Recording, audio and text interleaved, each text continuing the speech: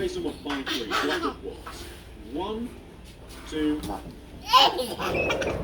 1, 2, 3. 1, 2, 3. I want you to take this quartz slab here on the left side of the right side of the house. This quartz slab, I want you to extend it through all of the blocks of quartz, moving towards the back of the house, like this. We are then going to fill in all of these areas using grey concrete. So this particular part of the house, you could add some windows into this part.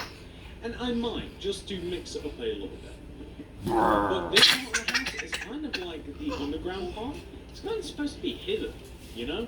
So that's why I left it without I don't want people looking in and seeing what kind of stuff